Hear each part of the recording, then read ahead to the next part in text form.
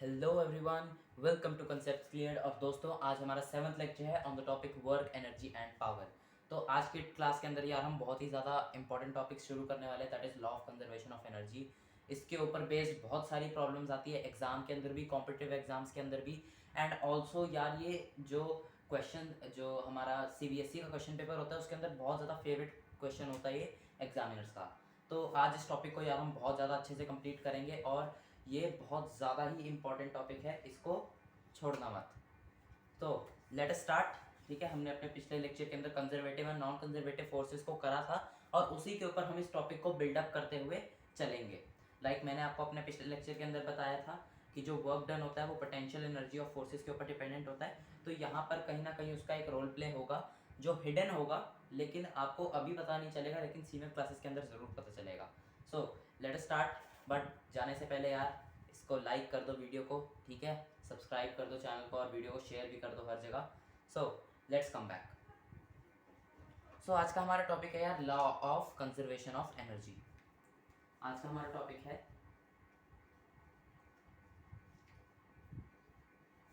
Conservation of energy. तो यार conservation of energy से आपको ये टॉपिक का नाम पढ़कर आपके दिमाग में क्या आता है कि यार इस टॉपिक के अंदर क्या होगा, व्हाट कैन इट बी।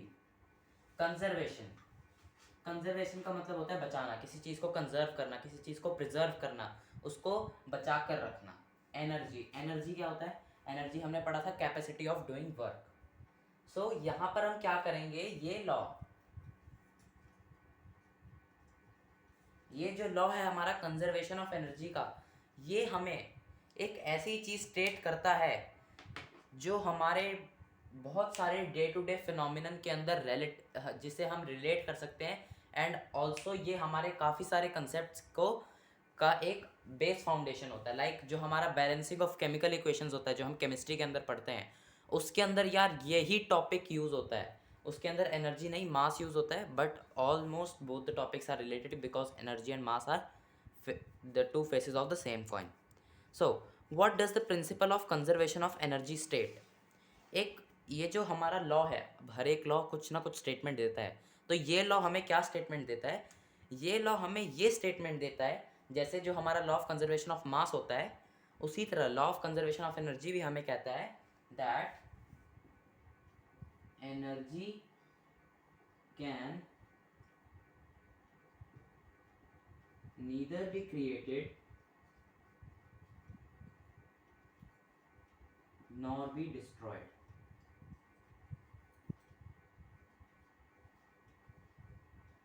जो एनर्जी है, ना तो हम उसे क्रिएट कर सकते हैं, ना हम उसे डिस्ट्रॉय कर सकते हैं। एनर्जी इस दुनिया के अंदर, जब दुनिया फॉर्म हुई थी, जब जितनी एनर्जी थी उस टाइम पर, इस दुनिया के अंदर जितनी एनर्जी थी, आज इस पॉइंट तक भी कम से कम 4 बिलियन ईयर्स हो चुके हैं उस बात को, और अब तक इस दुनिया के अंदर एनर्जी उतनी ही है। और वो क्यों है? Due to law of conservation of energy, जो हमें बताता है कि एनर्जी को ना तो हम बना ही सकते हैं, ना हम उसे डिस्ट्रॉय कर सकते हैं, ना हम उसे तबाह कर सकते हैं। It can only be interchanged in one form to another form. It can only be interchanged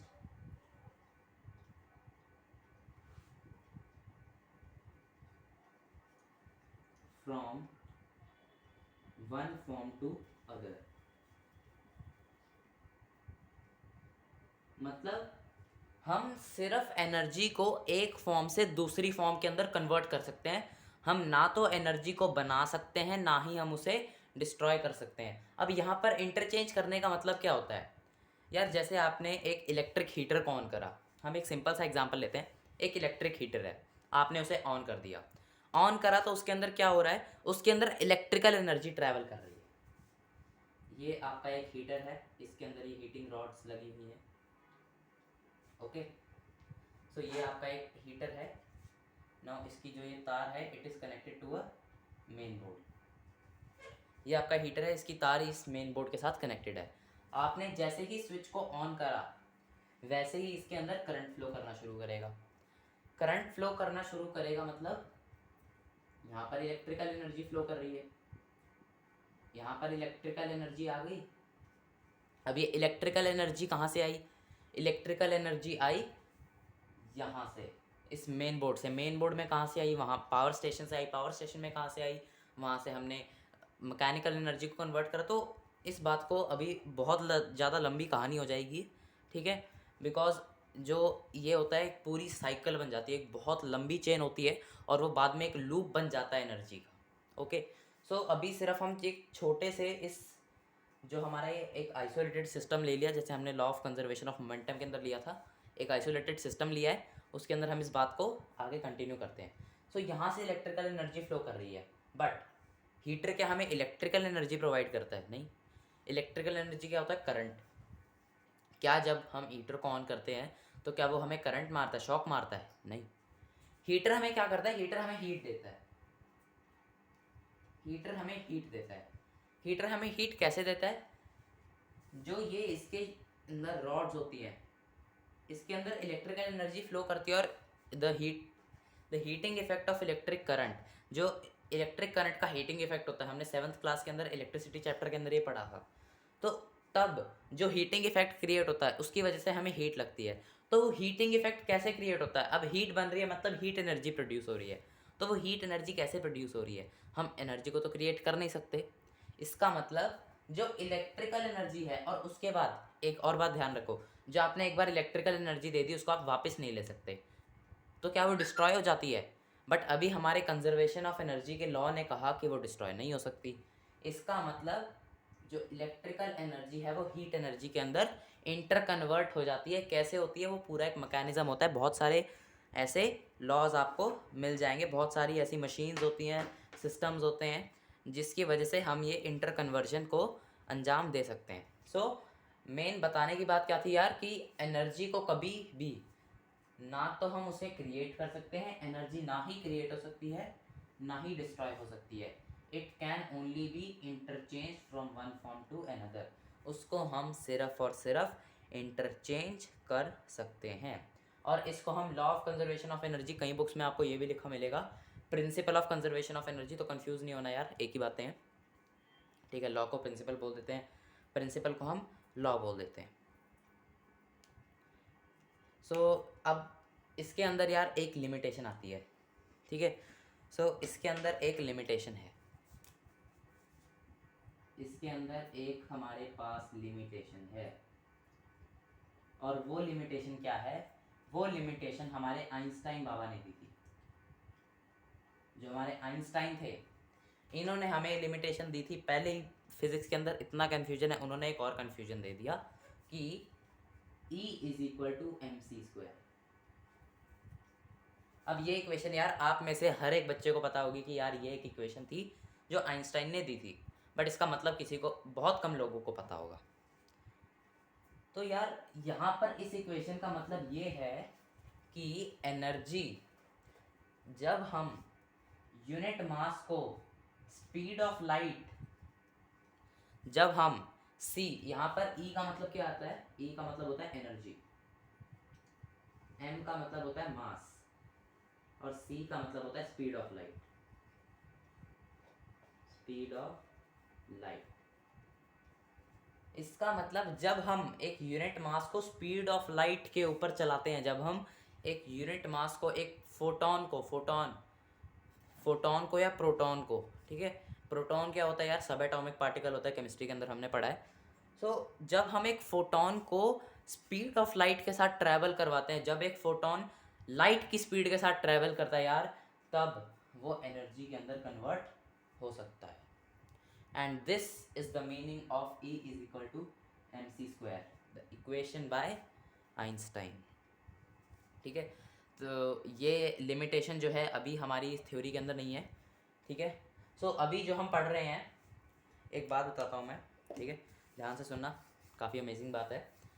physics की 5 ब्रांचेज होती हैं, 5 मेन ब्रांचेज है फिजिक्स की, 5 मेन ब्रांचेज। पहली ब्रांच होती है हमारी क्लासिकल मैकेनिक्स, जो हम अपने फर्स्ट चैप्टर से पढ़ते आ रहे हैं 9th क्लास तक, ठीक है। हाँ, जो हमने अभी हमने अपना फर्स्ट चैप्टर स्टार्ट करा था मोशन के साथ, सेकंड चैप्टर था हमारा force and laws of motion, और थर्ड चैप्टर है हमारा वर्क, एनर्जी एंड पावर। ये तीनों चैप्टर फिजिक्स की एक ही ब्रांच को बिलोंग करते हैं, that is classical mechanics. Classical mechanics, ठीक है। और ये ब्रांच हम आगे जाकर 12th तक पढ़ेंगे, ठीक है। सो ये ब्रांच काफ़ी ज़्यादा इंपॉर्टेंट ब्रांच है, and father of classical mechanics हम बोलते हैं न्यूटन को। Newton is the father of classical mechanics. आधे से ज़्यादा लॉज और आधे से ज़्यादा स्टेटमेंट्स क्लासिकल मैकेनिक्स की न्यूटन ने दी थी, इसलिए हम न्यूटन को फादर ऑफ क्लासिकल मैकेनिक्स बोलते हैं। सेकेंड ब्रांच आ जाती है हमारी थर्मोडायनेमिक्स। थर्मोडायनेमिक्स के अंदर हम डील करते हैं हीट और उससे रिलेटेड फिनोमिनन की, ठीक है। So the second branch is thermodynamics. Third branch हमारी आ जाती है इलेक्ट्रोमैग्नेटिज्म। सो थर्ड ब्रांच जो है हमारी इलेक्ट्रोमैग्नेटिज्म, उसके अंदर हम डील करते हैं इलेक्ट्रिसिटी के साथ एंड वेव्स एंड ऑप्टिक्स के साथ। वेव्स और ऑप्टिक्स भी उसी ब्रांच के अंदर कवर होता है। देन हमारा मैग्नेटिज्म और ये सारी चीज़ें उस थर्ड ब्रांच के अंदर कवर हो जाती हैं। जो हमारी फोर्थ ब्रांच आती है that is known as quantum mechanics. Quantum mechanics होता है जो सब एटॉमिक लेवल पर। अब जो हमारी क्लासिकल मैकेनिक्स होती है, क्लासिकल मैकेनिक्स और क्वांटम मैकेनिक्स दोनों बहुत ही ज़्यादा अलग चीज़ें हैं। जो हमारी क्वांटम मैकेनिक्स होती है, जो अपने आसपास डे टू डे फिनोमिनन देखते हैं, जब हम सब एटॉमिक लेवल पर जूम इन कर लेते हैं, when we reach a level of electrons and elementary particles. Elementary particles क्या होते हैं यार, आप सीनियर क्लासेस में पढ़ोगे। एलिमेंट्री पार्टिकल्स वो होते हैं, अभी तक, चलो मैं बताता हूँ। अभी तक आप लोगों ने पढ़ा होगा केमिस्ट्री के अंदर कि प्रोटॉन, इलेक्ट्रॉन और न्यूट्रॉन फाइनल स्टेजेस हैं, ठीक है। They are the indivisible particle, ठीक है। मतलब उससे ज़्यादा हम किसी चीज़ को डिवाइड नहीं कर सकते। But recently in a last few decades, ठीक है, पिछले कुछ 50 सालों में साइंटिस्ट ने फाइंड आउट करा है कि हम प्रोटॉन्स, इलेक्ट्रॉन्स और न्यूट्रॉन्स को भी फर्दर डिवाइड कर सकते हैं into elementary particles. Elementary particles के भी टाइप्स होते हैं, ग्लूऑन्स, लेप्टॉन्स, बोसॉन्स। सो वो सारी चीज़ें हायर क्लासेस की हैं, सो उस चीज़ को अभी छोड़ दो। बट क्वांटम मैकेनिक्स हमें बहुत ही ज़्यादा अलग तरह से दुनिया को देखने का नज़रिया देती है, because the rules that are in quantum mechanics वो क्लासिकल मैकेनिक्स से बहुत ज़्यादा अलग है। जब हम मैं अगर आपको एक एग्जांपल दूं, देन क्वांटम मैकेनिक्स हमें एक बहुत ही ज़्यादा वियर्ड बात बताती है दैट मान लो ये पूरा यूनिवर्स है, ये हमारा पूरा यूनिवर्स है। अगर एक इलेक्ट्रॉन है, अगर ये एक एटम का न्यूक्लियस है, ये एक एटम का न्यूक्लियस है, तो इलेक्ट्रॉन्स उसके आसपास रिवॉल्व कर रहे हैं। तो इस एटम का एक इलेक्ट्रॉन दुनिया के दूसरे कोने में भी पाया जाएगा। ऐसी वियर्ड बातें हमें बताती है क्वांटम मैकेनिक्स, जो हमारी बेसिक कॉमन सेंस होती है उसको हमें जचती नहीं है, क्योंकि वो चीज़ें हम अपने डे टू डे फिनोमिनन के अंदर नहीं देखते हैं, इसलिए हम उसे रिलेट नहीं कर पाते, समझ नहीं पाते, हम सोचते हैं कि यार ये नॉनसेंस है। बट क्वांटम मैकेनिक्स को समझना आपकी फ्री सोच को दिखाता है, that you have a free approach, आप चीज़ों को ग्रास्प कर सकते हो, you are vulnerable to change, आप चेंज के साथ ढल सकते हो। सो क्वांटम मैकेनिक्स एक ऐसी ब्रांच है जो आपको एक बिल्कुल ही नए तरीके से फिजिक्स को दिखाएगी। So that is quantum mechanics. जो फिफ्थ ब्रांच आती है that is relativity. And quantum mechanics और रिलेटिविटी दोनों की फाउंडेशन ले करी थी आइंस्टाइन ने। Einstein laid the foundation of both these branches, quantum mechanics and relativity, by his researches in general theory of relativity and special theory of relativity. So relativity पूरा का पूरा हर एक स्टेटमेंट उसकी आइंस्टाइन द्वारा दी गई थी। जब उसने जनरल थ्योरी ऑफ रिलेटिविटी और special theory of relativity publish करा था, that was the foundation of relativity branch. और ये जो इक्वेशन है E is equal to M C square, ये इक्वेशन रिलेटिविटी के अंदर आती है। रिलेटिविटी के अंदर इस इक्वेशन को हम पढ़ते हैं, और ये हम पढ़ेंगे सीनियर क्लासेस के अंदर। सो ये एक लिमिटेशन है जो हमने अभी पढ़ी है कि यार आप बाद में जाकर सीनियर क्लासेस में जाकर कहो कि यार भैया ने गलत बता दिया, ठीक है, वो कह रहे थे कि एनर्जी को क्रिएट नहीं कर सकते, डिस्ट्रॉय नहीं कर सकते, बट अब यहाँ पर टीचर बता रहे हैं कि यहाँ पर कर सकते हैं। यार मैं भी कह रहा हूँ कर सकते हैं, बट अभी हम जिस लेवल पर हैं उस लेवल पर हमें इतनी चीज़ याद रखनी है। लिमिटेशंस और एक्सेप्शंस यार साइंस के अंदर आपको हर जगह मिलेंगी, सो उन लिमिटेशंस को एक्सेप्ट करना सीखो। सो ये एक वायलेशन है law of conservation of energy का। सो इसके अंदर हम क्या करते हैं, मास को as a form of energy treat करते हैं कि जो मास है वो भी एक फॉर्म ऑफ एनर्जी है। तो ये सारी चीज़ें बड़ी क्लासेस की हैं, सो अभी हम इसको बात नहीं करेंगे। सो अब हमने अपने चैप्टर के स्टार्टिंग में चलते हैं। Let's go back to the starting of the chapter.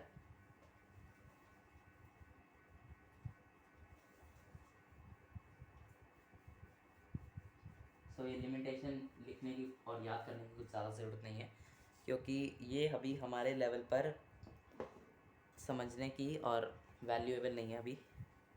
सो हमने यार चैप्टर जब हमने स्टार्ट करा था तब हमने एक बात करी थी एक टर्म की, मैकेनिकल एनर्जी की। और मैकेनिकल एनर्जी हमने अपने पहले लेक्चर के बाद यार इस चीज़ के ऊपर धूल डाल दी थी, बट अब इस धूल को फूंक मारने की ज़रूरत है, क्योंकि अब मैं आपको एक चीज़ बताऊंगा that is very interesting. Mechanical energy के मैंने दो टाइप्स बताए थे, kinetic energy and potential energy, और इन दोनों को हमने बहुत ज़्यादा डेप्थ के अंदर पढ़ा था अपने पिछले लेक्चर्स के अंदर। सो मैकेनिकल एनर्जी की एक्चुअल जो डेफिनेशन होती है, mechanical energy of a body in any state is equal to the sum of its kinetic energy and its potential energy. मतलब एक ऑब्जेक्ट है, अगर कोई आपको बोले कि इसकी मुझे मैकेनिकल एनर्जी बताओ, इसके अंदर कितनी मैकेनिकल एनर्जी है, मतलब आप इसकी काइनेटिक एनर्जी कैलकुलेट करोगे, इसकी पोटेंशियल एनर्जी को कैलकुलेट करोगे, दोनों को ऐड कर दोगे and that will be its mechanical energy. और let me tell you a very amazing fact, the mechanical energy of a freely falling body, ठीक है, एक आइसोलेटेड सिस्टम है, उस सिस्टम के अंदर जहाँ पर कोई भी एक्सटर्नल फोर्स काम नहीं कर रही है। हम ये आइसोलेटेड सिस्टम वाली बात बहुत पहले से करते आ रहे हैं, ठीक है, फर्स्ट चैप्टर से करते आ रहे हैं, तो अब ये मत पूछना कि यार आइसोलेटेड सिस्टम क्या है। सो आइसोलेटेड सिस्टम जो होता है उसके अंदर कोई भी एक्सटर्नल फोर्स एक्ट नहीं कर रहा होता, जो ऑब्जेक्ट्स को हमने कंसिडरेशन में लेते हैं उस दुनिया के अंदर सिर्फ वही रह जाते हैं, हम उनकी एक अलग से दुनिया बसा देते हैं, ठीक है, एक वर्चुअल दुनिया बसा लेते हैं, ठीक है। सो एक आइसोलेटेड सिस्टम में जहाँ पर कोई भी एक्सटर्नल फोर्स एक्ट नहीं कर रही है, वहाँ पर mechanical energy is always equal to kinetic energy and potential energy, और हर इंस्टेंट ऑफ टाइम पे मैकेनिकल एनर्जी उस ऑब्जेक्ट की सेम रहेगी। हर इंस्टेंट पे अगर कोई एक्सटर्नल फोर्स अप्लाई नहीं हो रही है तो। अब आप कहोगे कि यार इस बात का प्रूफ दो, है ना, प्रूफ तो चाहिए इस बात का, तो हम ऐसे ही थोड़ी ना किसी भी चीज़ को मान लेंगे। तो चलो यार अब आपको प्रूफ भी दे देते हैं। सबसे पहले हम प्रूफ देंगे यार इसका फ्रीली फॉलिंग बॉडी के थ्रू, ठीक है, उसके बाद हम चलेंगे पेंडुलम पे, क्योंकि तब आपका एक बेस बन जाएगा कि यार हम इस चीज़ को कैसे प्रूफ करें। तो freely falling body, so statement लिख लो यार आप ये, that mechanical energy of an object in an isolated system remains the same at every instant of time, ठीक है, जब कोई एक्सटर्नल फोर्स एक्ट नहीं करती है।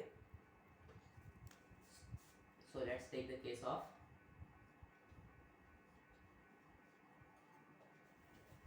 Freely falling body. सो इसका पहले मैं साइड में एक छोटा सा डायग्राम बना देता हूँ आप लोगों के लिए। सो ये एक बिल्डिंग है, इसके ऊपर आप लोग खड़े हो, यहाँ से आपने एक बॉल को नीचे ड्रॉप करा, आपने इस बॉल को नीचे ड्रॉप करा, यहाँ पर ये है ग्राउंड। अब ये पॉइंट ए है, ये ग्राउंड पॉइंट बी है, और बीच में कहीं भी, ठीक है, ये पॉइंट एक रैंडम सा पॉइंट ले लिया मैंने, पूरी इस बिल्डिंग की जो हाइट है वो h हाइट है, इसमें मैंने एक रैंडम सा पॉइंट ले लिया C, और फिर बॉल अल्टीमेटली आ जाती है B पर। AC की हाइट हम स्मॉल h मान लेते हैं, ओके, कि जो C पॉइंट है वो ऊपर से h हाइट पर है, ओके, ऊपर से वो h हाइट पर है। या इसको ज़्यादा आसान बनाने के लिए हम इसको h मानते हैं और इसको x हाइट मानते हैं, ठीक है। इससे हमारी कैलकुलेशन थोड़ी ज़्यादा आसान हो जाएगी, कन्फ्यूजन h और h में नहीं रहेगा। Now let's take this point B and this point C। Now अब यहाँ पर जब आप एक ऑब्जेक्ट को ड्रॉप करते हो तो इनिशियल वेलोसिटी हमेशा 0 होती है, बिल्कुल फर्स्ट चैप्टर से पढ़ते आ रहे हैं। जब ऑब्जेक्ट B पॉइंट पर पहुँच जाता है तो मान लो उसकी वेलोसिटी v1 हो जाती है, और जब ऑब्जेक्ट पॉइंट B C पर पहुँच जाता है तो मान लो उसकी वेलोसिटी हो जाती है v2, उसकी वेलोसिटी हो जाती है v2 या v मान लेते हैं।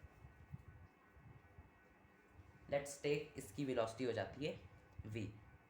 नाउ अब हम यहाँ पर क्या प्रूव करेंगे, हम यार हर इंस्टेंट ऑफ टाइम, मतलब जो हमने 3 पॉइंट्स लिए हैं उन तीनों के ऊपर उसकी काइनेटिक एनर्जी और पोटेंशियल एनर्जी कैलकुलेट करेंगे, दोनों को ऐड करेंगे and then we will prove कि यार हाँ हर जगह ये सेम रहती है, इनका सम सेम रहता है। So let's calculate at point A. So let's start with point A. At point A point पर क्या हो रहा है यार, ए पॉइंट पर काइनेटिक एनर्जी कैलकुलेट करते हैं। काइनेटिक एनर्जी का फॉर्मूला क्या होता है, half mv² minus half mu²। अब जब हम एक स्पैन ऑफ टाइम की बात कर रहे होते हैं कि ऑब्जेक्ट v से u में गया है, तब हम बात करते हैं इस इक्वेशन की। बट जब हम एक इंस्टेंट ऑफ टाइम की बात कर रहे होते हैं then we take the equation half mv², ठीक है। तो तब हम इक्वेशन लेते हैं अपनी half mv², half mv²। v यहाँ पर 0 है, मतलब काइनेटिक एनर्जी इसकी 0 है। पोटेंशियल एनर्जी कितनी होगी इस ऑब्जेक्ट की, mgh। पोटेंशियल एनर्जी का फॉर्मूला ये होता है mgh। सो mgh इसकी वो है जो कि यहाँ पर h की हमने कोई। सो मैकेनिकल एनर्जी कितनी हो जाएगी, kinetic energy plus potential energy that is equal to mgh 0 plus mgh which is equal to mgh। मतलब पॉइंट ए पर टोटल मैकेनिकल एनर्जी है mgh। इतनी बात समझ में आ गई यार सबको, ठीक है। सिंपल सी बात करिए, हमने सिर्फ काइनेटिक एनर्जी का फॉर्मूला लगाया, पोटेंशियल एनर्जी का फॉर्मूला लगाया और दोनों चीज़ें कर ली। नाउ एट पॉइंट बी, अब यहाँ पर थोड़ा सा कॉम्प्लेक्स हो जाता है, समझने की कोशिश करना। इस पॉइंट बी और पॉइंट सी पे बच्चे कहते हैं कि यार ये कैसे आया, ये कैसे आया, तो थोड़ा सा ध्यान से सुनना इस चीज़ को, थोड़ा सा कॉम्प्लेक्स है, ज़्यादा नहीं है। सो मान लो बी पर आ जाते हैं तो हमारी वेलोसिटी हो जाती है v1। मतलब अगर हम यहाँ पर अपनी थर्ड इक्वेशन यूज़ कर सकते हैं, क्योंकि मुझे यार मेरे पास v है, u है, s है, तो I can use my third equation, और एक्सेलरेशन हमें पता है g है। So using third equation v² minus u² is equal to 2gs, क्योंकि यहाँ पर एक्सेलरेशन ड्यू टू ग्रेविटी है, s हमने x माना था और v² हमारा v1 है, v1² u हमारा 0 था इसलिए उसको हटा देते हैं, is equal to 2gx। v1² is equal to 2gx। अब काइनेटिक एनर्जी का फॉर्मूला क्या होता है हमारा, काइनेटिक एनर्जी का फॉर्मूला होता है हाफ m v1², ठीक है। v कितनी है यहाँ पे, v1 है, so half m v1² which is equal to half m 2gx, 2 से 2 cancel, which is equal to mgx आ गया। नाउ पोटेंशियल एनर्जी, अब यहाँ से ऑब्जेक्ट की ग्राउंड से हाइट कितनी है, क्योंकि हम हमेशा जब पोटेंशियल एनर्जी की बात करते हो तो हम हाइट हमेशा ग्राउंड से मापते हैं। तो यहाँ पर मैं इस हाइट को h माइनस एक्स बोल सकता हूँ, क्योंकि टोटल हाइट h है, x हाइट पर है, ये ऊपर से मतलब नीचे से h माइनस एक्स हाइट पर है। मतलब इसका फॉर्मूला क्या होता है mgh, h की वैल्यू यहाँ पे h माइनस एक्स है, mgh minus X which is equal to mgh minus mgx। Okay, now अब मैं इस चीज़ को थोड़ा सा ऊपर लिख रहा हूँ क्योंकि स्पेस नहीं है, ठीक है। यहाँ पे लेकर जा रहा हूँ मैं इस चीज़ को, मतलब जो हमारी मैकेनिकल एनर्जी है उसकी वैल्यू कितनी होती है, kinetic energy plus potential energy. Kinetic energy अपनी कितनी है, mgx plus potential energy mgh minus mgx, which is equal to mgh से माइनस mgx कैंसिल हो जाएगा, mechanical energy is equal to mgx। इससे क्या प्रूव हो गया कि पॉइंट ए और पॉइंट बी पर टोटल मैकेनिकल एनर्जी सेम है, सेम है। नाउ अब सिमिलरली हम केस लेंगे पॉइंट सी का, सिमिलरली हम पॉइंट सी का भी केस ले लेते हैं, ठीक है, बिल्कुल पॉइंट बी से सिमिलर है। आई होप सब लोगों ने यहाँ तक नोट कर लिया है।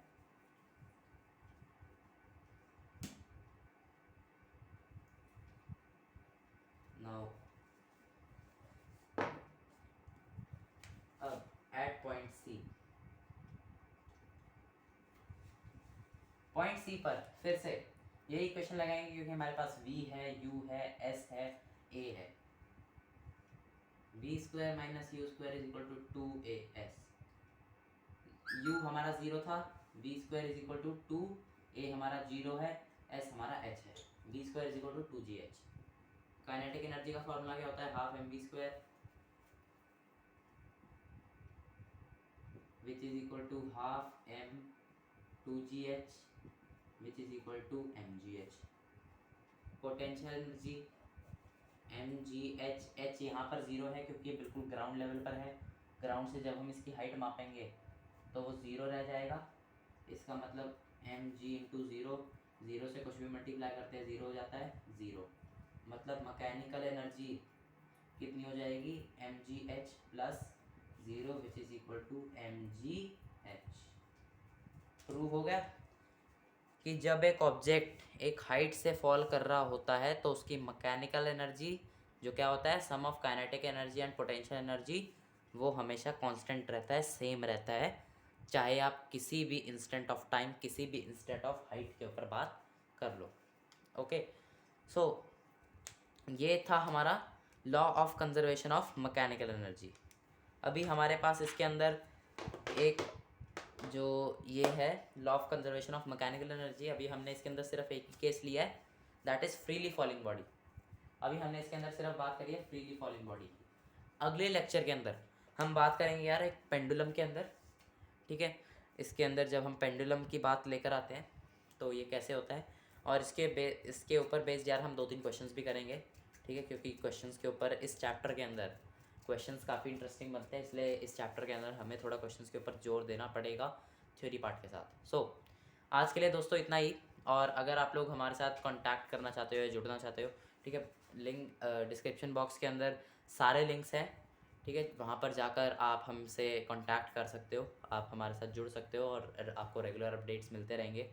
And also do not forget to यार वीडियो को लाइक कर दो, शेयर कर दो और चैनल को सब्सक्राइब कर दो। सो टिल देन बाय, अगले वीडियो में मिलते हैं यार एक नए टॉपिक के साथ, तब तक के लिए गुड बाय, सी यू।